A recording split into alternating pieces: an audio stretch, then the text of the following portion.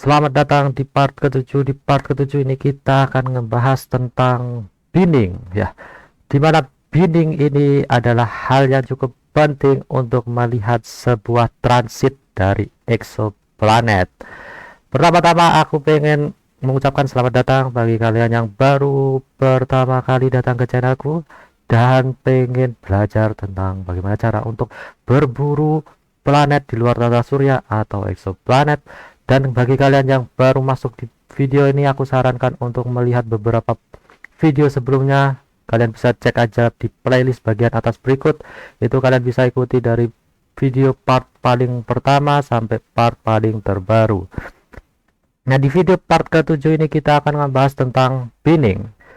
Sebelumnya, bagi kalian yang pengen mengikuti kode ini, kalian sudah tahu apa yang harus dilakukan. Kalian bisa mendownload coding ini dan mengikuti tutorial ini dengan cara mendownloadnya file codingnya di bagian traktir saya di karya ya, di sini ini ya. Kemudian kita lanjut aja ke codingnya. Seperti biasa ya, di part ketiga ini kita akan membahas tentang binning. Apa itu binning? Kita mulai aja. Pertama-tama seperti biasa ya, ini sudah aku jelasin, kita perlu menginstal beberapa modul sampai mengimport modul-modulnya. Kemudian setelah itu kita panggil beberapa sektor. Bagi kalian yang merasa ini apa nih, kok nggak paham aku ya, kok tiba-tiba panggil beberapa sektor, kalian bisa ikuti video sebelumnya. Maka oleh karena itu ya, karena takutnya nggak nyambung, jadi kalian bisa ikuti dari part paling awal supaya nyambung tutorialnya ya. Dan jangan di skip jangan di skip supaya paham. Sorry ya, lidahku kesleo rasanya. Oke, jadi di sini kita akan manggil TIC 555 25572 ya. Ini TIC yang sebelumnya kita pakai TIC ini karena sektornya ada banyak ya, dan juga merupakan salah satu TIC yang cukup menarik gitu ya. Di sini kita cari semua sektornya, kemudian kita pilih sektor 3 sampai sektor 4 sektor ya, 4 sektor urutan 3 sampai 7. Kemudian LC collection, kemudian kita download semua sektor tadi, 4 sektor yang dipilih tadi ya. Kemudian kita stitch. Ini sebenarnya ini tutorial kemarin ya, buat kalian yang nggak paham ikuti aja tutorial kemarin, simak baik-baik. Kemudian kita plot, kita tampilkan ya. Nah, ini kita udah normalisasi 4 sektor tadi, fluxnya nggak jauh-jauh dari angka 1 ya, dari keempat sektor tadi. Selanjutnya kita lakukan binning. Nah, binning ini apa? Menurut situs geek4geeks.org, binning digunakan untuk menghaluskan data atau untuk menangani noise data ya. Kalau istilahnya, kalau penjelasanku gini ya, binning ini digunakan untuk menyederhanakan sebuah data ya, menyingkirkan nilai yang jauh dari nilai mediannya, dari nilai tengahnya ya, pada range waktu tertentu. Jadi nilai-nilai yang agak jauh dari nilai mediannya itu dihilangkan, seperti itu ya. Ya istilahnya sih benar kata Geekforce ini ya, untuk menghaluskan data dan atau menangani noise sebuah data gitu ya. Nah, binning ini kita di contoh ini, tutorial ini kita menggunakan binning time-nya itu 15 menit gitu ya. Binning time-nya 15 menit karena light curve ini menggunakan satuan hari, maka binningnya kita bagi dengan 24 jam dan 60 menit. Wah, ini salah, ini 60 menit. Nah, seperti ini ya, dan 60 menit.